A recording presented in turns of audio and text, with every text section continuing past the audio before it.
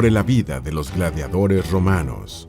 Hace 2000 años, en la antigua Roma, se celebraban juegos en los que esclavos con armadura peleaban con valor y honor sobre la arena del Coliseo y otros anfiteatros de toda la ciudad. Estos guerreros eran vistos como dioses en la tierra, las máximas estrellas del entretenimiento romano. Estos hombres eran los gladiadores. La historia los tiene como guerreros sanguinarios, incapaces de perdonar la vida de su oponente e invulnerables al miedo de morir atravesado por el acero de una espada. Pero esto es del todo cierto. ¿Cómo estos esclavos llegaron a convertirse en gladiadores y por qué lo hacían? ¿Acaso su naturaleza era matar para satisfacer a otros? Prepara palomitas y ponte cómodo, porque esta es la historia no contada por Hollywood sobre los primeros atletas de la humanidad, verdaderos guerreros cuya única misión en la vida era entretener a una muchedumbre y no morir en el intento. Esta es la verdad sobre la vida de los gladiadores romanos. Antes de meternos a fondo, no olvides suscribirte a nuestro canal y activar las notificaciones para mantenerte al día con nuestras actualizaciones.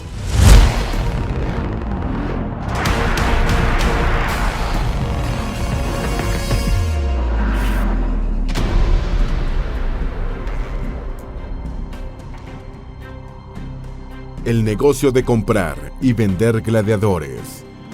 Los hombres de la antigua Roma no nacían siendo gladiadores, era necesario convertirlos en ello. Alrededor del 100 a.C. ya existían las primeras escuelas de gladiadores en Roma. Ludus Magnus era un edificio con acceso subterráneo al Coliseo, donde vivían y entrenaban los más grandes luchadores de la época.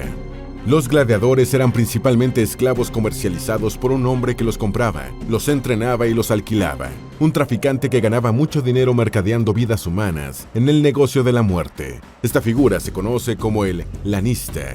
Pero no todos los gladiadores eran esclavos. Algunos habían sido criminales condenados o prisioneros de guerra, y a este grupo se les conocía como noxi, de quienes el público no esperaba más que murieran por la espada de otros gladiadores o al ser atacados por una fiera salvaje. En pocas palabras, la función de estos hombres era entretener derramando su sangre en la arena. Entre los gladiadores de la antigua Roma, también hubo hombres libres que vieron en este oficio una oportunidad de ganar dinero y fama, aun sabiendo el alto precio que esto significaba. Pero cuando había deudas, se tenía que pagarlas. Los combates entre gladiadores eran un negocio más grande que el mero objetivo de entretener, y para el lanista, ganar dinero. Aprovechando las emociones desmedidas que estos provocaban en el pueblo, la clase dominante sacaba provecho al conseguir apoyo para un político y los usaban para desviar la atención de los problemas en el imperio, como la corrupción y la desigualdad. Y como todo negocio redituable, los lanistas no estaban dispuestos a perder su mercancía e inversión. Aunque son innegables las masacres suscitadas durante los juegos en el Coliseo romano, no es menos cierto que estas generalmente se aplicaban a los noxi, hombres ya condenados a muerte que solo servían de sangriento entretenimiento. Rara vez los verdaderos gladiadores morían en combate, porque el público solía perdonar la vida de un gladiador que luchara con valor, honor y buen desempeño. Entrenamiento y mejor vida que de esclavos. Al entrar en la escuela de gladiadores, el lanista comenzaba a invertir en su mercancía. Lo primero que hacía era revisar su salud para saber si el novato podía ser vendido como un gladiador entrenado. Incluso siendo esclavos, la vida en la escuela de los nuevos reclutas no era para nada despreciable. Aunque vivían encadenados dentro de incómodas celdas, los novatos eran tratados mucho mejor que cualquier prisionero u otro esclavo. Comían 3 veces al día alimentos a base de granos, cebada y trigo, pero con poca carne y pocos lácteos, según recientes hallazgos científicos. Además, se mantenían bien hidratados y recibían constantes visitas médicas para salvaguardar la buena salud. Ser gladiador, aunque muy peligroso, era un muy tentador modo de vida para los hombres libres. Luego de ser entrenados con una espada roma de madera, de superar pruebas de habilidad y de sobrevivir a su primera pelea, los novatos se convertían finalmente en gladiadores veteranos. Algunos se especializaban en el manejo del tridente y el escudo, otros en la red y la espada, mientras que los que tenían debilidades en la lucha pasaban a formar parte de los Gragari, grupo de hombres que combatían en equipo para suplir torpezas. Sin importar cómo lucharan o cuáles fueran sus habilidades, todos los gladiadores juraban siempre pelear con honor y valentía. Incluso aceptaban ser golpeados, quemados o asesinados, si en la arena se acobardaban huyendo de su destino frente a otros gladiadores o bestias salvajes. Recibían un pago y alcanzaban la fama. Comer 3 veces al día y las atenciones médicas eran apenas el comienzo de un peligroso, pero mejor modo de vida. Los gladiadores gozaban de aún más privilegios. Por disposición del emperador Marco Aurelio, ganaban entre 20 y 25% de lo que recibían sus dueños por cada una de sus victorias. Dinero que tiempo después podían usar para comprar su libertad, una con la que además de ganar el derecho de contraer matrimonio, les permitía tener esclavos. Con los triunfos en la arena llegaban más placeres. Hecha su parte, los gladiadores eran recompensados con mujeres, lo que animaba el también lucrativo negocio de la prostitución en la antigua Roma. Podían tomar duchas frías o calientes y hasta recibían relajantes masajes musculares, un tratamiento impensable para cualquier otro vulgar esclavo de la ciudad. Sin embargo, la fama y la adulación eran las mayores satisfacciones perseguidas por estos guerreros. Los gladiadores eran admirados como hoy lo hacemos con las estrellas de la música y el deporte. Eran capaces de convocar a decenas de miles de personas que acudían al Coliseo romano solo para verlos desafiar a la muerte, como dioses, como héroes. Ser un gladiador ganador significaba prestigio y prestancia entre la muchedumbre. Los combates gladiatorios y sus rituales previos. Como cualquier deportista de hoy, los gladiadores romanos seguían rituales antes de saltar al espectáculo. Uno de estos era la comida. A los guerreros se les daba de comer grandes porciones de comida como parte de un ritual previo al combate, porque se sabía que estas podían ser sus últimos bocados. Este banquete se celebraba en público para que el pueblo pudiera estar cerca de sus héroes. Las luchas entre gladiadores era un acontecimiento enorme, promovido como cualquier pelea de boxeo moderna o combate de MMA. Camino a casa, la gente podía leer carteles pegados por doquier con los nombres de los guerreros que pelearían en los juegos, e incluso saber si el programa incluía la participación de animales salvajes.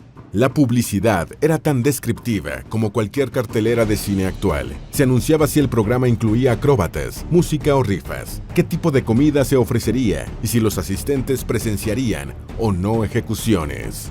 Toda superficie en la ciudad era perfecta para invitar al pueblo a ver a sus gladiadores, desde pinturas en fachadas de edificios públicos y casas, hasta rayar tumbas anunciando el inicio de los tan esperados combates. Mientras que hoy nos horrorizamos, los romanos no veían sus juegos gladiatorios como una carnicería humana y baños de sangre. Más bien, tenían esta actividad como entretenimiento deportivo. No todos los combates terminaban con un gladiador muerto.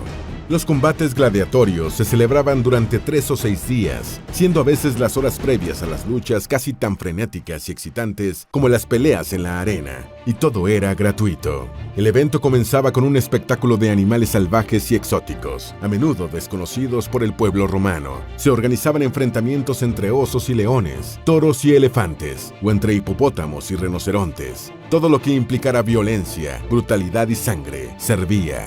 Listos para la pelea, los gladiadores salían de los oscuros pasillos del anfiteatro, vitoreados como genuinas estrellas de cine. Eran amados, admirados, endiosados. Ya en la arena, el protocolo dictaba que tenían que saludar al patrocinador u organizador del evento, gesto con el que iniciaban formalmente los combates.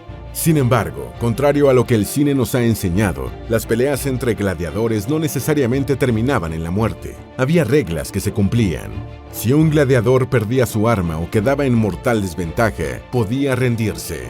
Para ello alzaba su brazo izquierdo con el dedo índice extendido, soltaba su escudo o bien colocaba la espada detrás de su espalda. Inmediatamente se interrumpía el combate dejando la vida del vencido en manos del organizador del evento, quien decidía si éste debía morir o no. Aunque suya era la decisión final, la reacción del público en las gradas era determinante, pues uno de los objetivos del patrocinador era ganar popularidad, y para ello debía complacer a la muchedumbre. En este punto, Hollywood maquilló nuevamente los hechos. En la película Gladiador del año 2000, se ve como un eufórico público levanta el pulgar para pedir por la vida de un gladiador, o la baja al considerar que éste no merece vivir. Pero esto no era así. La distancia entre las gradas y la arena, aún en anfiteatros no muy grandes, hacía difícil que el patrocinador distinguiera, a menos que fuera por rotunda unanimidad, la señal con la mano de la muchedumbre. El gesto con el dedo sí existía, pero era el organizador el que lo hacía, y aún así, no se trataba de un gesto definitorio. La manera en que el público daba a conocer su veredicto era gritando una de estas dos palabras: mite, libéralo, o ígula, dególlalo. Sin embargo, de estar presente, era el emperador el que tenía la última palabra sobre la vida del guerrero. Tanto se evitaba que los gladiadores murieran en la contienda, que el propio emperador Augusto prohibió los combates en los que se les daba muerte a todos los hombres vencidos, al considerar esta práctica una costumbre bárbara. Muerte del gladiador. Si el gladiador vencido no gozaba de la benevolencia del público o del emperador, moría atravesado por la afilada arma de su oponente. Para estar seguro de su muerte, un hombre que representaba a Plutón, el dios del inframundo, presionaba a la víctima con un hierro caliente para descartar que estuviera simulando su fallecimiento. Mientras tanto, el gladiador vencedor gozaba de sus minutos de gloria escuchando una electrizante ovación del público, vitoreo que aumentaba su fama y leyenda como un gran guerrero. Después de recibir su pago, recorría la arena con una rama de laurel, el símbolo del triunfo. Aún después de la muerte, los cuerpos de los gladiadores seguían siendo brutalmente manipulados. Los caídos en combate eran arrastrados hasta lo que el escritor romano Lucio Apuleyo describió como un laboratorio infernal. Era un lugar repleto de hierbas de todo tipo, hojas cubiertas por signos incomprensibles y desechos humanos arrancados a los cadáveres antes de darles sepultura. Aquí, narices y dedos. Allá, uñas con restos de carne arrancadas a los crucificados. Más allá, sangre también recogida de hombres muertos y pedazos de cráneos humanos arrancados de los dientes de las bestias feroces. Según el escritor romano más importante del siglo II, los animales que morían en la arena se vendían por pedazos, siendo consumidos por las personas más pobres de la ciudad. La plebe comía la carne de leopardos y leones, y llevaba a casa las tripas de los osos que aún no digerían la carne humana.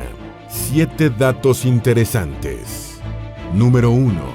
Cualquier gladiador con una destacada carrera podía optar por abandonar la escuela.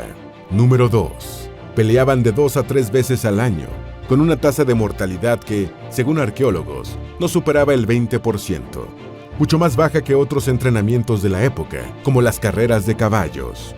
Número 3. Eran símbolos sexuales amados por las mujeres y venerados por los hombres. Número 4. Sus retratos estaban colocados en sitios públicos y hasta promocionaban productos. Los niños los dibujaban por doquier. Número 5. La muerte del gladiador no siempre ocurría en la arena. Pese a las atenciones médicas, algunos fallecían por heridas infectadas días después del combate. Otra evidencia de que los derrotados salían vivos de los anfiteatros. Número 6. Fue con el cristianismo en el siglo V que la llama del gladiador se fue apagando hasta quedar reducida en las ruinas que hoy ocupan toda Roma. Número 7. Los juegos de gladiadores fascinaron al pueblo romano por casi 1000 años. El último registrado en el Coliseo fue una exhibición de animales salvajes y exóticos, ocurrida en el año 523. La vida de estos esclavos guerreros no fue fácil, pero las recompensas como el dinero, la fama y la admiración del pueblo hacían que valiera la pena, incluso para aquellos hombres libres no obligados a arriesgar su vida en la arena. Aunque la vida de gladiador era dura, para aquellos que luchaban con valor y lograban sobrevivir lo suficiente, al final ofrecía unas expectativas menos fatales de lo que a menudo se piensa. Hoy en día este tipo de combates sangrientos sigue ocurriendo en peleas clandestinas y otras consideradas deportes de contacto. La única diferencia es que los gladiadores de ahora no llevan armas letales ni pelean contra animales, pero son igual de adorados por un público sediento de rostros hinchados, huesos rotos y sangre. Esperamos que este video te haya sido útil. Si tienes algo que agregar, por favor, compártelo con nosotros en la sección de comentarios. Dale me gusta a este video y envíale el enlace a tus familiares y a tus mejores amigos para que también sepan más de la verdad sobre la vida de los gladiadores romanos.